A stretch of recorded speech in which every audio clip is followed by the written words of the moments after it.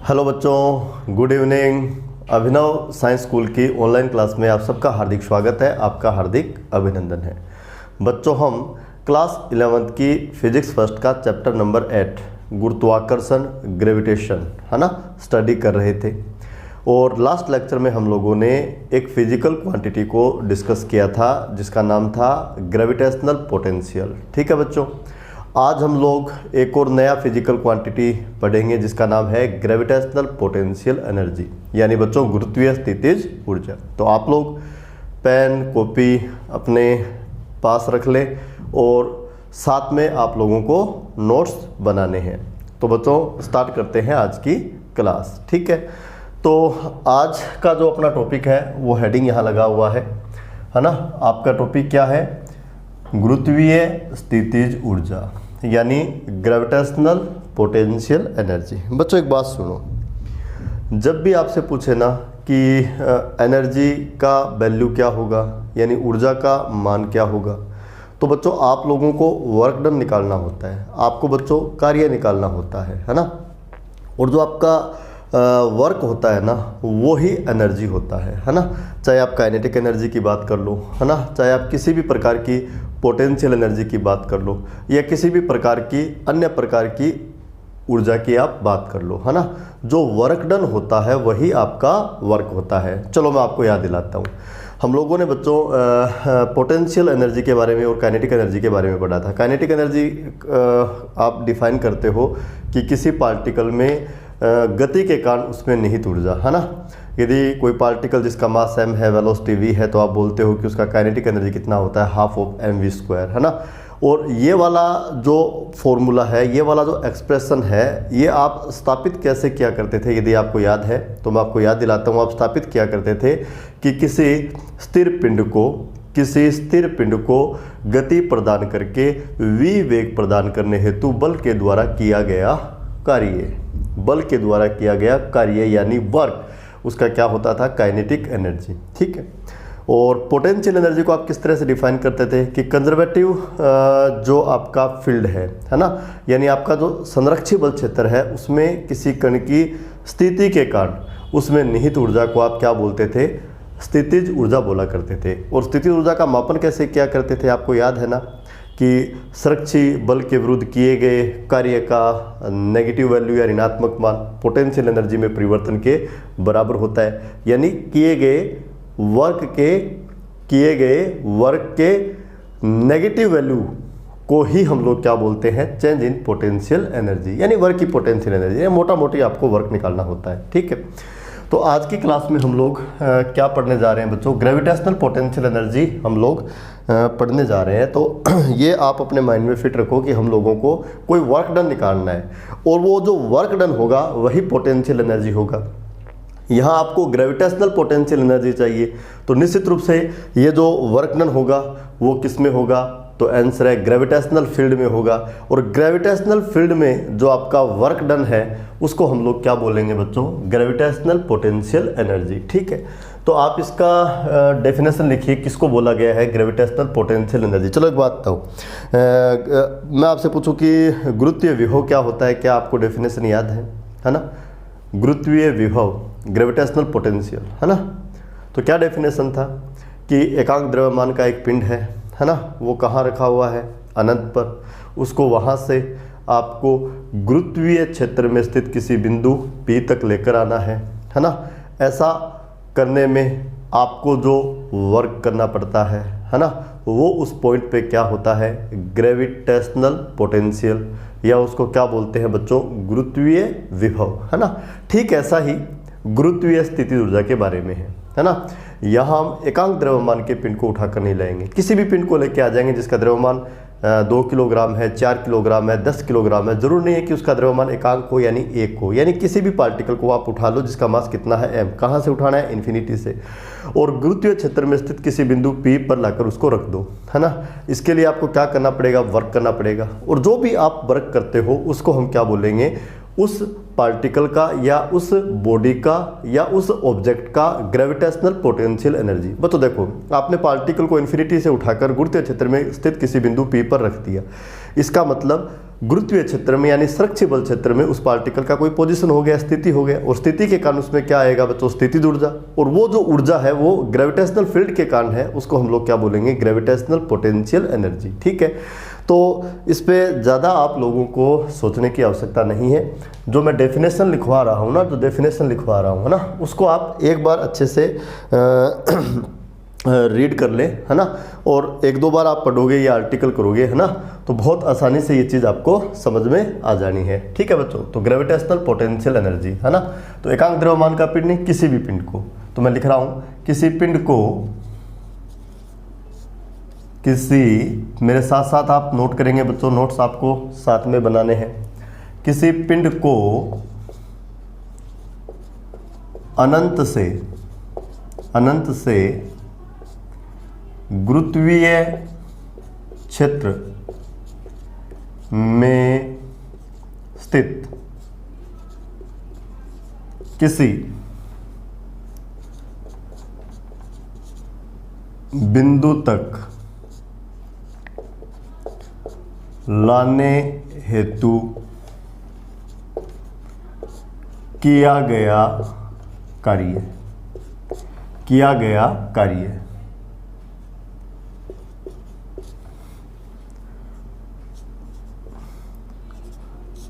उस पिंड के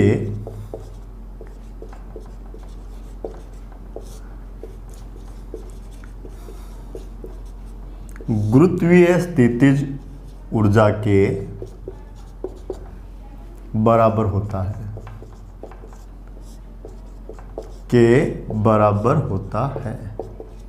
ये डेफिनेशन है। क्या डेफिनेशन है बच्चों, किसी पिंड को आप अनंत से, है ना, गुरुत्वीय क्षेत्र में स्थित किसी बिंदु तक लेकर आओ।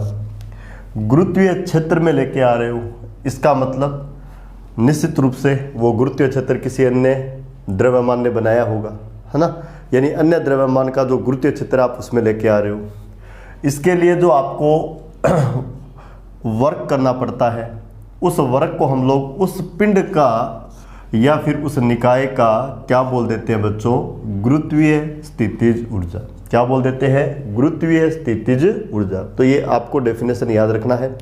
डेफिनेशन क्या है, किसी पिंड को अनंत से गुरुत्वीय क्षेत्र में स्थित किसी बिंदु तक लाने हेतु किया गया कार्य, किसी बिंदु तक लाने हेतु किया गया कार्य, है ना, उस पिंड के गुरुत्वीय स्थितिज ऊर्जा के बराबर होता है, यानी U इज इक्वल टू क्या होता है, W। ठीक है, ये तो आपका डेफिनेशन हो गया। चलो हम लोग इस पर एक सवाल करते हैं बच्चों, एक क्वेश्चन लिखते हैं, एक क्वेश्चन लिखते हैं, आप लोग भी लिखिए। अर्थ से स्मॉल r दूरी पर स्थित बिंदु P पर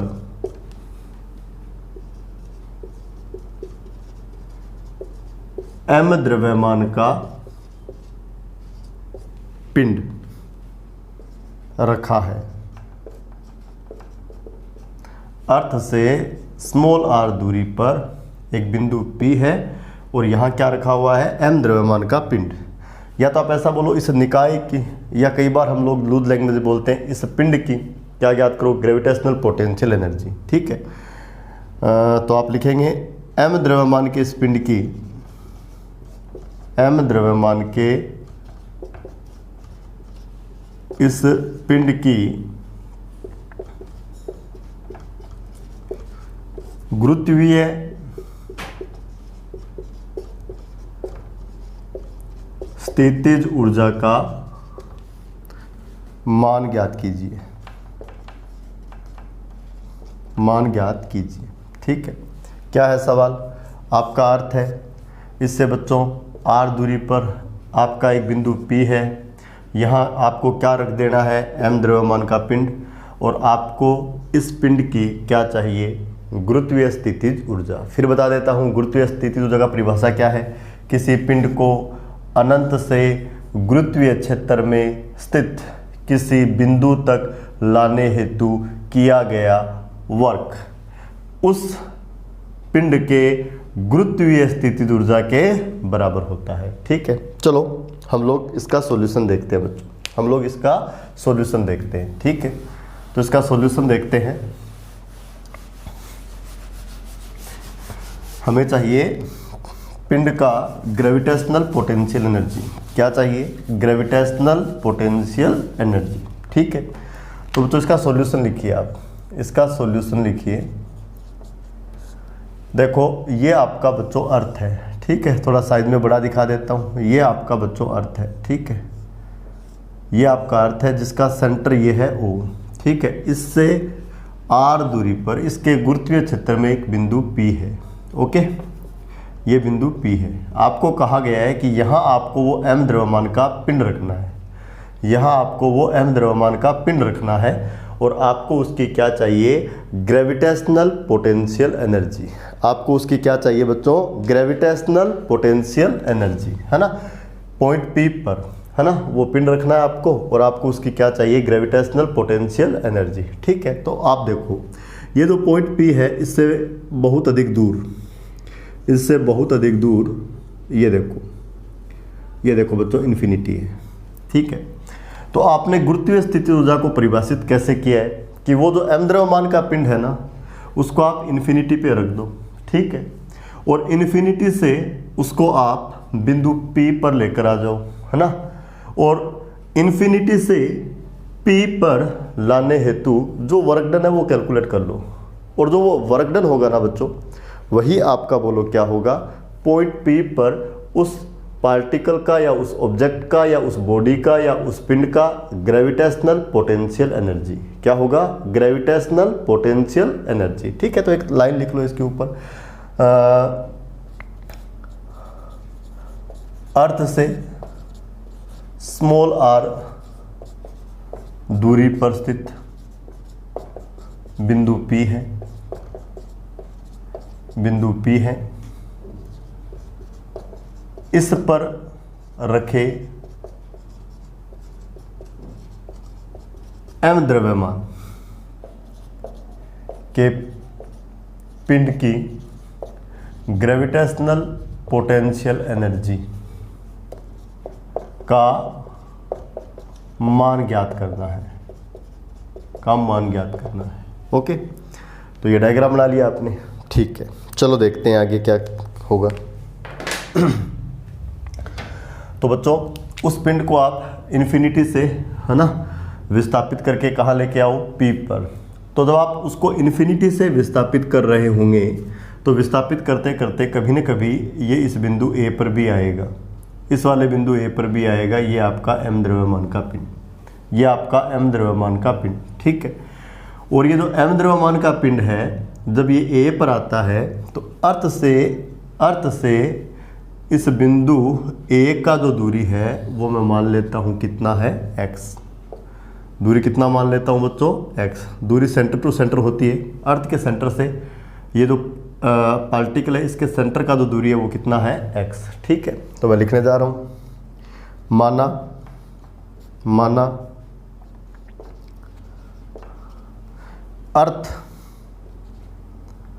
से स्मॉल x दूरी पर बिंदु P है। जब m द्रव्यमान का पिंड बिंदु P पर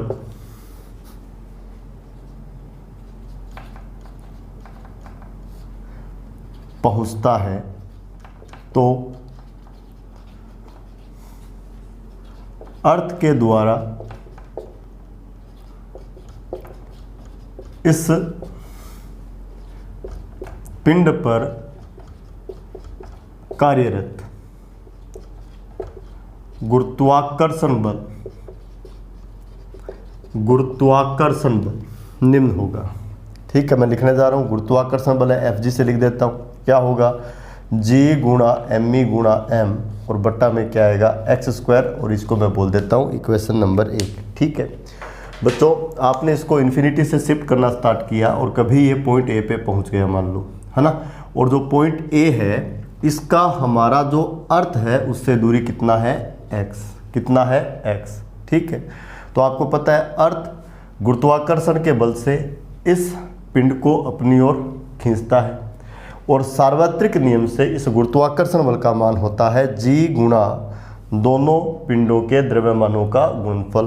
तो ये अर्थ का मास आ गया, है ना, और ये आपका पार्टिकल का मास आ गया, और दोनों के बीच की दूरी का वर्ग, और दोनों के बीच का दूरी आपका कितना है x, तो आपने इसका क्या कर दिया, वर्ग कर दिया। और ये वाला जो बल है वो लगेगा A से O की ओर, यानी AO की दिशा में। कहाँ लगेगा बच्चों, AO की दिशा में। ठीक है जी, जब आपका पार्टिकल कहाँ आ जाता है, पॉइंट A पर, कहाँ आ जाता है, पॉइंट A पर, तो बच्चों उस पर जो ग्रेविटेशनल फोर्स जो अर्थ के द्वारा इस पर लगाया जाता है उसका वैल्यू कितना होता है, G कितना होता है, Fg बराबर कितना होता है, G गुणा एम ई गुणा एम, और बट्टे में क्या आता है एक्स स्क्वायर। इसको मैंने क्या बोला, 1 नंबर, और ये बल कहाँ लगेगा, AO की दिशा में। कहाँ लगेगा, AO की दिशा में। ठीक है, अब देखो बच्चों, इस बल के कारण ये जो पार्टिकल है ना, ये जो पार्टिकल है ये बच्चों A से O की ओर शिफ्ट होना स्टार्ट हो जाएगा, क्योंकि अर्थ इसको अपनी ओर खींच रहा है। मान लो ये इस गुरुत्वाकर्षण बल के कारण, यानी इस Fg के कारण A से शिफ्ट होकर बिंदु B पे पहुंच गया। ठीक है, A से शिफ्ट होकर कहाँ पहुंच गया, बिंदु B पर। A से शिफ्ट होकर कहाँ पहुंच गया, बिंदु B पर। अब यहाँ आप लोगों को एक बात ध्यान में रखनी है, मैंने ये बिंदु B A के बहुत अधिक नज़दीक लिया है ना भाई। अर्थ इसको खींचेगा तो ये तो लगातार चलता रहेगा चलता रहेगा चलता रहेगा, किसके कारण, गुरुत्वाकर्षण बल के कारण, और चलते चलते P पर भी आएगा। लेकिन बच्चों मैंने A से दूर वाला पॉइंट नहीं लिया, अर्थ ने ग्रेविटेशनल फोर्स लगाया, ये इसने चलना स्टार्ट किया, इसने चलना स्टार्ट किया ही था कि मैंने वो पॉइंट B ले लिया। इसका मतलब A और B एक दूसरे के बहुत अधिक नज़दीक है, बहुत अधिक पास पास है। ठीक है, तो जब ये A से B तक आया तो जो इसका डिस्प्लेसमेंट हुआ, जो इसका विस्थापन हुआ, वो ये वाला होगा। ये इनिशियल पॉइंट है, ये फाइनल पॉइंट है, तो विस्थापन सदिश देखो बच्चों ये वाला होगा, ये वाला विस्थापन सदिश होगा। चूँकि B A के एकदम ही पास है ना, तो ये जो विस्थापन है वो बहुत अधिक छोटा होगा, यानी अनंत सूक्ष्म होगा। तो इसको मैं क्या लिखूंगा, वेक्टर dx। क्या लिखूंगा बच्चों, वेक्टर dx। भाई आप समझो, भाई अर्थ इस पे फोर्स लगा रहा था, अर्थ फोर्स लगा रहा था, तो ये अर्थ की ओर खिसकना स्टार्ट हो जाएगा, और अर्थ की ओर खिसकना स्टार्ट हो जाएगा तो इसका मतलब P की ओर चलना शुरू हो गया। और मैंने क्या काम किया, जैसे इसने P की ओर चलना स्टार्ट किया तो A के जस्ट बाद मैंने इसको पकड़ लिया। इसका मतलब पॉइंट B A के एकदम क्लोज है, यहाँ नहीं है, एकदम क्लोज, यहाँ भी नहीं है, यहाँ भी नहीं है, एकदम क्लोज है। लेकिन आपको थोड़ा अच्छा सा दिखे तो मैंने थोड़ा सा A और B के बीच में गैप ज़्यादा दिखाया है। तो बच्चों ये जो AB डिस्प्लेसमेंट है ना, ये बहुत अधिक छोटा है, इसको बोलते हैं अनंत सूक्ष्म है, और छोटे विस्थापन को हम किससे लिखते हैं बच्चों, dx से। ठीक है, तो ये आपका वेक्टर dx हो गया। ठीक है, तो ये वाला जो डिस्प्लेसमेंट हुआ है वो किसके कारण हुआ है, मैं आपसे पूछूं तो आपका आंसर होना चाहिए इस ग्रेविटेशनल फोर्स के कारण, है ना। जो इस पर किसने लगाया है बच्चों, अर्थ ने लगाया है ना, इसी के तो कारण हुआ है डिस्प्लेसमेंट। अरे भाई इसी के तो कारण हुआ है। इसका मतलब इस पार्टिकल पर अर्थ जो ग्रेविटेशनल फोर्स लगा रही है वो इस पे वर्क कर रहा है, और वर्क के कारण डिस्प्लेसमेंट हो रहा है। देखो तो फोर्स लग रहा है, फोर्स के कारण डिस्प्लेसमेंट हो रहा है, तो इसका मतलब इस पे क्या हो रहा है, वर्क हो रहा है। इसका मतलब यदि मैं आपसे पूछूं कि पार्टिकल को इस ग्रेविटेशनल फोर्स ने पॉइंट A से कहाँ पहुंचा दिया, पॉइंट B पे, है ना। तो A से B तक पहुंचाने में ग्रेविटेशनल फोर्स ने कितना वर्क किया वो निकालो। तो जो वर्क का आपका बेसिक डेफिनेशन है बच्चों, क्या है बताओ, फोर्स और डिस्प्लेसमेंट का डॉट प्रोडक्ट, उससे आप वर्क डन निकाल सकते हो। बोलो निकाल सकते हो ना। ठीक है, तो मैं लिखने जा रहा हूँ माना गुरुत्वाकर्षण बल Fg के प्रभाव में m द्रव्यमान का पिंड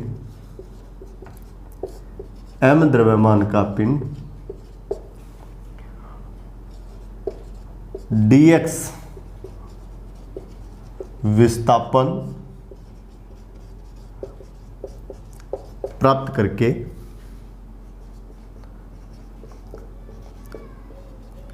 पॉइंट ए से पॉइंट बी पर पहुंच जाता है। ए से कहां पहुंच गया? बी पर। अतः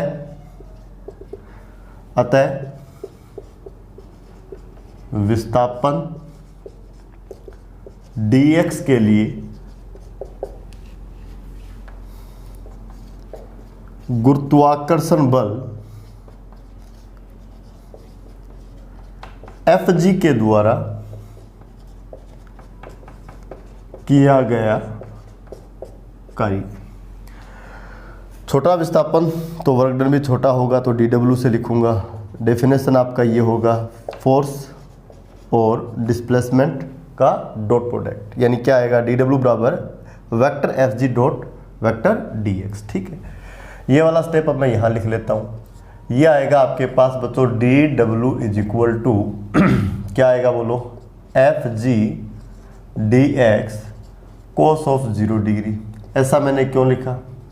क्योंकि बच्चों देखो, जो फोर्स है और जो डिस्प्लेसमेंट है वो सेम डायरेक्शन में है। पार्टिकल पर फोर्स लग रहा है ए से बी की ओर, अर्थ अपनी ओर खींचेगा, और इसका डिस्प्लेसमेंट भी हो रहा है ए से बी की ओर। दोनों का डायरेक्शन सेम है, यानी दोनों पैरेलल हैं, और पैरेलल है तो आपका थीटा बोलो कितना है बच्चों? 0 डिग्री। ठीक है, तो यहाँ से देखो dw बराबर कितना आ जाएगा? Fg है ना, गुणा dx, और cos 0 का मान कितना होता है? 1। ठीक है, और यहाँ से यदि मैं dw का मान लिखूँ, किसका मान लिखूँ? dw का, तो ये जो आपका dw है, ये जो आपका dw है, ये बच्चों आपको मिलेगा, ये आपको मिलेगा g गुणा mi गुणा m, और बट्टे में क्या है? x स्क्वायर, और यहाँ क्या आ गया? dx, है ना। ये एकदम वही काम चल रहा है जैसे आपने ग्रेविटेशनल पोटेंशियल निकाला था, है ना। ठीक वही चीज़ चल रही है ना। वहाँ तो आप m नोट मास को लेके आए थे, और यहाँ आप m मास को लेके आ रहे हो, है ना। चीज़ तो वही है, तो ये चीज़ आ जाएगी। इसको बच्चों मैं बोल देता हूँ आपका इक्वेशन 2, है ना। और यहाँ मैं लिख देता हूँ मैंने समीकरण 1 से बच्चों जो आपका Fg है उसका ये वाला मान रखा है, ये वाला मैंने मान रखा है। ये आपका क्या आ गया? इक्वेशन 2। ठीक है, चलो बच्चों इक्वेशन 2 जो है वो मैं यहाँ लिख देता हूँ। देखो आगे ये चीज़ें समझ में आपको। इक्वेशन 2 जो है ये dw वाला जो इक्वेशन 2 है, इसको बच्चों मैं यहाँ लिख देता हूँ। ये आ गया dw इज इक्वल टू, आपको केवल इतने वाला डायग्राम बनाना है ना, g गुणा mi गुणा m, और बट्टे में क्या है? x स्क्वायर, और गुणे में क्या है? dx, और इसको मैंने क्या बोला है? 2 नंबर। अब देखो बच्चों, आप लोगों को केवल इतने से डिस्प्लेसमेंट के लिए वर्क डन नहीं चाहिए था, है ना। आपको तो चाहिए था यहाँ से यहाँ तक लाने हेतु किया गया वर्क डन, है ना। तो आपने छोटा सा वर्क डन निकाला है, जबकि आपको चाहिए ये बड़े वाला वर्क डन, यानी बड़े वाले डिस्प्लेसमेंट के लिए वर्क डन चाहिए, है ना बच्चों। तो हम लोग मैथ्स के एक टूल इंटीग्रेशन को यहाँ काम में लेंगे, है ना। जब आपको छोटे वाला वर्क पता हो और आपको बड़े वाला वर्क चाहिए, टोटल वर्क चाहिए, तो आप छोटे वाले वर्क का यानी dw का इंटीग्रेशन कर दो, आपके पास क्या आ जाता है? w आ जाता है। ठीक है, तो बच्चों यहाँ मैं क्या लिखूंगा? यहाँ मैं लिखूंगा कि m द्रव्यमान के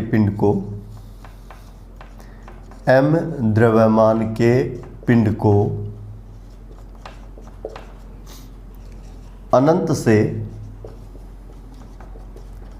बिंदु P तक लाने हेतु किया गया वर्क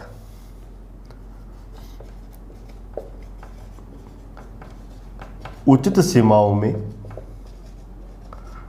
dw के समाकलन से प्राप्त होगा। उचित सीमाओं में dw के समाकलन से प्राप्त होगा। इसका मतलब क्या हुआ? इसका मतलब क्या हुआ बच्चों? इन्फिनिटी से बिंदु P तक लाने हेतु किया गया जो वर्क है उसको मैं यदि W से लिखूं तो वो मेरे को dw के समाकलन से प्राप्त होगा, है ना।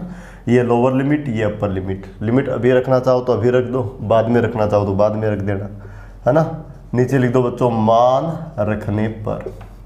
तो बच्चों ये आएगा W is equal to integration dw का मान देखो बच्चों आपका ये रहा, है ना। तो आप क्या लिखोगे यहाँ g गुणा mi गुणा m और बट्टे में क्या है x स्क्वायर और यहाँ पर क्या है dx। तो बच्चों ये जो इंटीग्रेशन है वो x के सापेक्ष है। यहाँ क्या लिखा हुआ है? यहाँ लिखा हुआ है dx, यानी ये समाकलन किसके सापेक्ष है? x के सापेक्ष। तो लिमिट किसकी लगनी है? x की। और x है क्या? x है क्या? x है mi और m के बीच की दूरी। x क्या है? mi और m के बीच की दूरी। ये आपका अर्थ है जिसका मास कितना है? mi।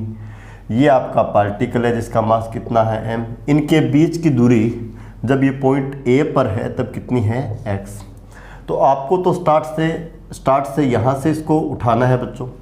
तो ये पार्टिकल जब यहाँ होगा, है ना, प्रारंभ में तो यहीं होगा, तो mi से मास का जो डिस्टेंस है वो x, ये वाला x बढ़ते बढ़ते बढ़ते इसके लिए बोलो कितना है? इन्फिनिटी। तो यहाँ x का वैल्यू कितना है? इन्फिनिटी। उसके बाद आप पार्टिकल को यहाँ लाओगे, फिर यहाँ लाओगे, फिर यहाँ भी आएगा, है ना। देखो फिर यहाँ भी आएगा। देखो जैसे जैसे पार्टिकल इस ओर आ रहा है ना, mi से m का जो दूरी है यानी x घट रहा है और लास्ट में आपको इसे P पर रख देना है। और जैसे ही आप P पे रखोगे ये जो आपका x है वो बोलो बच्चों कितना हो जाना है? R हो जाना है। कितना हो जाना है? R हो जाना है। इसका मतलब आपका जो अपर लिमिट है, फाइनल जो लिमिट है वो कितना होगा? R। तो इस तरह से आप लिमिट लगा दोगे, ठीक है। तो इस तरह से वर्क डन आ जाना है। अब देखो बच्चों सिंपल इंटीग्रेशन है, इसका इंटीग्रेशन कर देंगे हम लोग। समाकलन तो आता ही है, हमें आता है ना समाकलन। तो देखो क्या आएगा? ये आएगा W इज इक्वल टू जी गुणा mi गुणा m और बट्टे में क्या है? सॉरी, जी गुणा mi गुणा m। ये तो इंटीग्रेशन से बाहर आ जाना है। लोअर लिमिट, ये अपर लिमिट, ये चीज़ कांस्टेंट है इसलिए बाहर आ गई। और ये आना है 1/x स्क्वायर और ये क्या है बच्चों? dx, ठीक है। तो यहाँ से देखो आपको क्या मिलेगा? W इज इक्वल टू जी गुणा mi गुणा m। अब ये चीज़ मैंने आपको कल भी बताई थी कि 1/x स्क्वायर का जो समाकलन है वो होता है -1/x, है ना। 1/x स्क्वायर है बच्चों और इसका आप लोगों को क्या करना है? समाकलन किसके सापेक्ष? x के सापेक्ष। क्या होता है? -1/x, ठीक है। लोअर लिमिट कितनी है? इन्फिनिटी और अपर लिमिट कितनी है? r। ओके, यहाँ से देखो बच्चों W बराबर आप क्या लिखोगे? g गुणा mi गुणा m, है ना। सबसे पहले अपर लिमिट रखेंगे माइनस, है ना। 1/x की जगह अपर लिमिट क्या रखेंगे? r। तो ये r रख दिया। साइन किसका? माइनस का। फंक्शन के साथ ऑलरेडी माइनस है तो माइनस माइनस क्या बढ़ेगा? प्लस। और x की जगह लोअर लिमिट यानी क्या रख दोगे? इन्फिनिटी। देखो बच्चों ये वाली चीज़ आ जानी है, ठीक है। अब इसको आगे सॉल्व करते हैं। अरे वर्क डन निकालना है और कुछ नहीं भाई, वर्क डन निकालना है ना। थोड़ा आपका प्रैक्टिस हो जाए इसलिए मैंने इसको दोबारा से करवा दिया। अदरवाइज इसका भी एक शॉर्ट मेथड है ना। ग्रेविटेशनल पोटेंशियल से डायरेक्ट निकाल सकते हैं, लेकिन आपको पता लगे कि यदि आपको पर्टिकुलर किसी पॉइंट से उठाकर पर्टिकुलर किसी पॉइंट पे रखना है तो वर्क डन कैसे निकाला जाता है। तो तरीका ये होता है कि यहाँ से उठाकर जब आप पर्टिकुलर दिए गए पॉइंट की ओर पार्टिकल को ला रहे होते हो तो बीच रास्ते में कोई बिंदु ए ले लो, है ना। वहाँ उस पार्टिकल को पकड़ लो और वहाँ से अगले किसी पॉइंट तक, है ना, जो शिफ्टिंग होता है उसके लिए जो छोटा वर्क डन है वो निकाल लो। उसके बाद मैथ अपना काम करेगा। आप प्रॉपर लिमिट लगा के इंटीग्रेशन कर दो। आपने तो छोटे सी शिफ्टिंग के लिए वर्क डन निकाला था, है ना। इंटीग्रेशन आपको बड़े वाले शिफ्टिंग के लिए क्या दे देता है? वर्क डन दे देता है, ठीक है। ये चीज़ आ गई। तो यहाँ से देखो W इज इक्वल टू ये आ गया बच्चों G गुणा एम ई गुणा M, है ना, और माइनस 1/r, और 1/, इन्फिनिटी को आप क्या लिख सकते हो 0, है ना। तो ये आ गया W इज इक्वल टू क्या आ गया माइनस G गुणा एम ई गुणा M, और बट्टे में क्या आ गया R, और इसको आपने क्या बोल दिया बच्चों, इक्वेशन नंबर 3। चलो ये बताओ समीकरण 3 क्या है। समीकरण 3 क्या है बच्चों, इक्वेशन 3 किसको बताती है?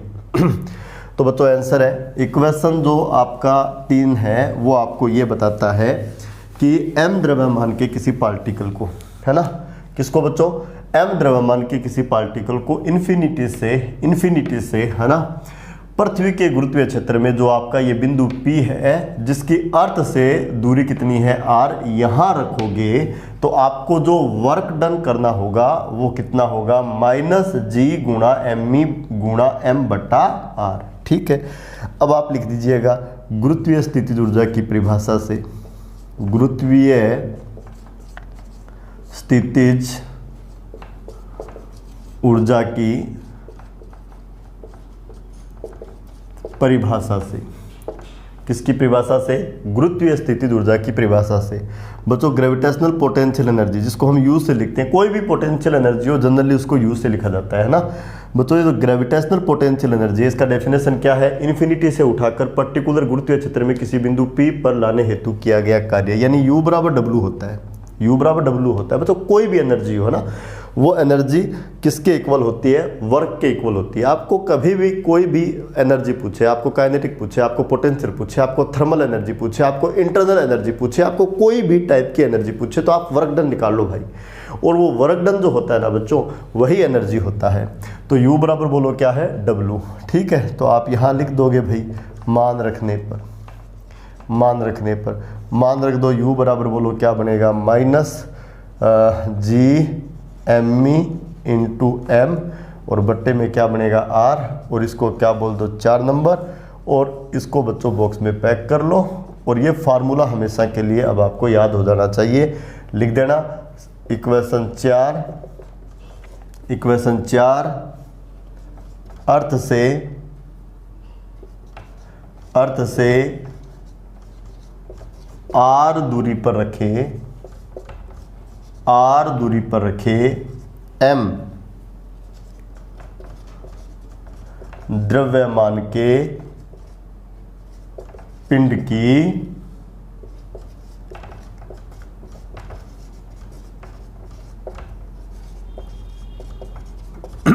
गुरुत्वीय स्थितिज ऊर्जा है ना। अर्थ से R दूरी पर रखे M द्रव्यमान के पिंड की गुरुत्वीय स्थितिज ऊर्जा है, कितनी आई, माइनस G गुणा एम ई गुणा M बटा R। ठीक है, कैलकुलेशन हो गया। अब इसको बच्चों हम लोग शॉर्ट में कैसे याद रखेंगे, देखिए शॉर्ट में हम लोग इसको कैसे याद रखेंगे, है ना, ये फार्मूला याद रखना आपको चाहिए। कैसे याद रखेंगे, वास्तव में ये चीज़ क्या है, ये आपका है अर्थ, ठीक है, ये आपका अर्थ है जिसका मास कितना है बच्चों, एम। ठीक है, इससे R दूरी पर ये बिंदु P है, और यहाँ क्या रखा हुआ है, M द्रव्यमान का एक पिंड। आपसे पूछे इस निकाय की, या फिर आपसे पूछे इस पिंड की ग्रेविटेशनल पोटेंशियल एनर्जी क्या है, क्या पूछ रहा है, ग्रेविटेशनल पोटेंशियल एनर्जी। ठीक है, तो U बराबर क्या होगा, देखो माइनस का तो चिन्ह आएगा, है ना। माइनस का चिन्ह क्यों आया है, क्योंकि दोनों के बीच में क्या है, आकर्षण है, और आकर्षण के लिए साइन किसका आता है बच्चों, माइनस का आता है। ठीक है, तो U बराबर माइनस का चिन्ह आएगा। उसके बाद क्या आएगा, G गुणा में क्या आएगा, दोनों पिंडों के द्रव्यमानों का गुणनफल। एक अर्थ है, इसका मास कितना है, m, दूसरा जो पिंड है उसका मास कितना है, m, तो ये m आ गया। बट्टा में क्या आएगा, दोनों के बीच की दूरी आएगी, है ना। कई बच्चे U का जब मान लिखते हैं तो जल्दबाजी में दूरी का वर्ग कर देते हैं, क्योंकि गुरुत्वाकर्षण बल के सूत्र में उनको याद रहता है G m1 m2 बटा r², दूरी का वर्ग याद रहता है, तो वो दूरी का वर्ग कर देते हैं। दूरी का वर्ग नहीं करना, बट्टा में केवल क्या लिखना है, दूरी लिखना है। तो U बराबर क्या आ गया, माइनस G गुणा एम ई गुणा M बट्टा R। देखो ये चीज़, वर्क डन भी पूछ ले तो पोटेंशियल जो एनर्जी है वही वर्क डन है, तो वर्क डन भी कितना हो गया, माइनस G गुणा एम ई गुणा M बट्टा R। ठीक है, एक नंबर बात। अब एक बात आपसे और पूछी जाए कि बच्चों ये जो पार्टिकल है, इस पार्टिकल को हमने क्या काम किया, अर्थ की सरफेस पे रख दिया। अर्थ की सरफेस पे रख दिया तो अर्थ के साइज के कंपैरिजन में इस पार्टिकल का जो साइज है वो बहुत छोटा है, यानी दोनों के सेंटर के बीच की दूरी लगभग बोलो किसके बराबर है, अर्थ के रेडियस के बराबर है, यानी आर के बराबर है ना। जब ये इसकी सरफेस पे रखा हुआ है तब इसका ग्रेविटेशनल पोटेंशियल एनर्जी कितना है, तो आप लिखोगे -g गुणा दोनों जो पार्टिकल है उनका मास का प्रोडक्ट ले लो और बट्टा में बीच की दूरी, और सरफेस पर रखा गया, इसके तल पे रखा गया, इस सतह पे रखा गया है, तो बीच की दूरी जो है वो अर्थ का जो रेडियस है उसके बराबर होगा। तो आपका u कितना होगा, -g गुणा me गुणा m बटा re। ठीक है, चलो बच्चों एक सवाल करते हैं, ठीक है। लिखिए, दिए गए निकाय का गुरुत्वीय स्थितिज ऊर्जा का मान लिखो। कैलकुलेट नहीं करना, आपको डायरेक्ट मान लिखना है। ठीक है, 2 सवाल बना देता हूं बच्चों, 2 सवाल बना देता हूं। फाइनली आपको ये कॉन्सेप्ट याद रखना है ग्रेविटेशनल पोटेंशियल एनर्जी निकालने के लिए, है ना। केवल आपको ये कॉन्सेप्ट याद रखना है ग्रेविटेशनल पोटेंशियल निकालने के लिए। भाई आपको कुछ ऐसा दिया हुआ है, ये आपका पहला पार्टिकल है जिसका मास m1 है, ये आपका दूसरा पार्टिकल है जिसका मास m2 है, अर्थ नहीं है इनमें, और बीच का दूरी आपको दिया हुआ है x। ठीक है, b में क्या है, b में कुछ ऐसा है, आपको बच्चों पहला पार्टिकल ये दिया हुआ है, इसका मास है m1 और r दूरी पर आपको दूसरा पार्टिकल दिया हुआ है और इसका मास कितना है m2। ठीक है, आपको चाहिए ग्रेविटेशनल पोटेंशियल एनर्जी, तो बड़ा सिंपल है, लिख दे u बराबर, बोलो क्या लिखोगे, माइनस का चिन्ह g, है ना। क्या करते हो, दोनों पिंडों के द्रव्यमानों का गुणनफल, पहले का मास है m1 दूसरे का मास m2 है, प्रोडक्ट कर दिया, और बट्टा में बीच की दूरी कितनी दी हुई है x, तो x का भाग लगा दिया, ये आ गई ग्रेविटेशनल पोटेंशियल। ठीक है, ये निकाय का होता है जनरली, हम लोग जनरल क्या बोलते हैं, इस पार्टिकल का है या इस पार्टिकल का, नहीं, ये इस निकाय का ग्रेविटेशनल पोटेंशियल एनर्जी। तो पोटेंशियल एनर्जी हमेशा किसी सिस्टम के लिए डिफाइन होता है, पर्टिकुलर किसी एक पार्टिकल के लिए डिफाइन नहीं होता। इसके लिए यदि हम लोग लिखें तो u बराबर क्या लिखोगे, -g, है ना। दोनों पार्टिकल का जो मास है उनका प्रोडक्ट कर दो, बीच का दूरी आपको देखो r दिख रहा है, तो r का इसमें भाग लगा दो, तो u बराबर देखो ये हो जाएगा, है ना। यानी आप इस प्रकार किसी भी निकाय का ग्रेविटेशनल पोटेंशियल एनर्जी का फार्मूला लिख सकते हैं, है ना। क्या लिख सकते हो, किसी भी निकाय का गुरुत्वीय स्थितिज ऊर्जा का आप लोग मान लिख सकते हो। ठीक है बच्चों, अब हम लोग कल इस चैप्टर का लास्ट टॉपिक पढ़ेंगे, पलायन चाल, है ना, इसका वेलोसिटी यानी पलायन चाल। ठीक है, उसके बाद मैं आपको रोटेशनल डायनेमिक्स यानी घूर्णन गतिकी का आपका जो चैप्टर है उसके जो मेन जो कॉन्सेप्ट है वो कराऊंगा। ठीक है, मैं आपको बताऊंगा कि घूर्णन गति किसको बोला जाता है। ठीक है, उसके बाद वहाँ मैं आपको एक नए फिजिकल क्वांटिटी से इंट्रोड्यूस करवाऊंगा जिसका नाम होता है बल आघूर्ण, या जिसको हम लोग बोलते हैं टॉर्क, और किससे लिखते हैं टो से, है ना। क्योंकि ये वाली फिजिकल क्वांटिटी, है ना, जब हम 12th में बहुत सारे ऐसे टॉपिक हैं बिना टॉर्क के नॉलेज के, है ना, हम उन चीज़ों को सॉल्व नहीं कर पाएंगे। ठीक है, इसलिए मैं आपको कल टॉर्क के बारे में भी बताऊंगा। ठीक है, पलायन चाल के बारे में, और थोड़ा सा आपको बताऊंगा घूर्णन गति के बारे में, है ना, और उसके बाद आपको मैं बताऊंगा टॉर्क यानी बल आघूर्ण के बारे में। ठीक है, और जैसे ये अपना काम कंप्लीट होता है हम लोग अपनी 12th क्लास स्टार्ट कर देंगे। ठीक है बच्चों, और एक चीज़ और, चलो वैसे तो आप जानते हो पलायन चाल किसको बोलते हैं, बताओ, हमने पढ़ा हुआ है ना ये 10th तक, कभी ना कभी ये चीज़ें हम लोग पढ़ लेते हैं बच्चों, है ना। किसको बोलते हैं पलायन चाल, कमेंट में लिखें, मैं देखता हूँ कितने बच्चे ठीक लिखते हैं इसको। पलायन चाल किसको बोलते हैं, कल का जो हमारा टॉपिक है मैं यहाँ लिख दिए देता हूँ, कल का जो हमारा टॉपिक है वो ये रहने वाला है पलायन चाल, है ना। पलायन चाल इसको बोलते हैं एस्केप वेलोसिटी, क्या बोलते हैं, एस्केप वेलोसिटी, है ना। एस्केप वेलोसिटी इसलिए इसको क्या बोलते हैं बच्चों, VE। ठीक है, और इसका मैं आपको मान बता देता हूँ आज पहले ही, इसका मान होता है 11.2 किलोमीटर प्रति सेकंड। देखो कितना ज़्यादा है ना, कितना ज़्यादा है, 11.2 किलोमीटर पर सेकंड, यानी 1 सेकंड में कितना चल ले, 11.2 मीटर नहीं 11.2 किलोमीटर, एक सेकंड में 11.2 किलोमीटर, एक सेकंड में कितना किलोमीटर, 11.2 किलोमीटर। ये इसका वेलोसिटी होता है। क्या होता है बच्चों इसका वेलोसिटी? यदि आप है ना धरती से किसी भी पिंड को, किसी भी वस्तु को यदि आप ऊपर की ओर इस वाले वेलोसिटी से फेंक दोगे तो बच्चों वो चीज़ धरती पर वापस लौटकर कभी भी नहीं आएगी। वो पृथ्वी के गुरुत्वीय क्षेत्र से बाहर निकल जाएगी, वापस लौट के कभी नहीं आएगी। भाई किस स्पीड से फेंकना पड़ेगा? इस वाली स्पीड से फेंकना पड़ेगा। किसी भी पार्टिकल को किस स्पीड से फेंक दो बच्चों आप? 11.2 किलोमीटर पर सेकंड, है ना। जनरली हम लोग नहीं फेंक सकते, है ना, किसी लॉन्चर से फेंकना होता है। इतना स्पीड देना इतना आसान काम नहीं है ना। कितना स्पीड देना पड़ेगा? 11.2 किलोमीटर पर सेकंड, है ना। इस वाले स्पीड से यदि आप फेंक दोगे तो वो चीज़ वापस कभी भी धरती पर लौटकर नहीं आएगी। क्या इस तरह की चीज़ें आप लोगों ने कभी देखी है? निश्चित रूप से जो हॉलीवुड मूवीज़ होते हैं उनमें इस तरह के कई सीन आ जाते हैं।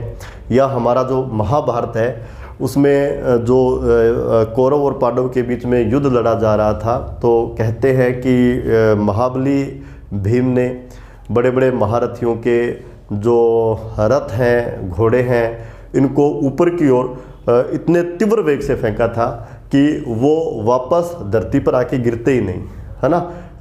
उनको फेंकते हुए तो दिखाया जाता है, लेकिन कई ऐसे सीन आते हैं उनको वापस गिरते हुए नहीं दिखाया जाता। तो निश्चित रूप से हम लोग कह सकते हैं कि भीम ने उन वस्तुओं को इस वाले स्पीड से फेंका होगा या इससे ज़्यादा से फेंका होगा, है ना। तो पृथ्वी से पलायन कर गए वो, है ना, यानी पृथ्वी के गुरुत्वीय क्षेत्र से बाहर निकल गए। इसको क्या बोला जाता है? पलायन चाल, यानी किसी पार्टिकल को दिया गया वो वाला मिनिमम चाल, न्यूनतम चाल, है ना, जिससे किसी पार्टिकल को यदि पृथ्वी के तल से ऊपर की ओर फेंक दिया जाए तो वो वापस नहीं लौट कर आता, धरती पर वापस लौटकर नहीं आता, यानी पृथ्वी के गुरुत्वीय क्षेत्र को पार कर जाता है। उसको क्या कहा जाता है? पलायन चाल। ठीक है, तो कल हम लोग क्या पढ़ेंगे बच्चों? कल हम लोग पढ़ेंगे पलायन चाल के बारे में। ठीक है, उसके बाद हम लोग पढ़ेंगे घूर्णन गति के बारे में, या घूर्णन गति की भी बोलते हैं इसको। और उसके बाद हम एक नया फिजिकल क्वांटिटी पढ़ेंगे जिसको बोलते हैं बल आघूर्ण, है ना, या बल प्लस आघूर्ण को क्या लिख दिया मैंने संधि करके? बलाघूर्ण, टॉर्क, जिसको किससे लिखा जाता है? टो से लिखा जाता है। इसके बारे में पढ़ेंगे। तो बच्चों आज का जो क्लास है वो हम लोग यही कंप्लीट करते हैं। Okay, bye.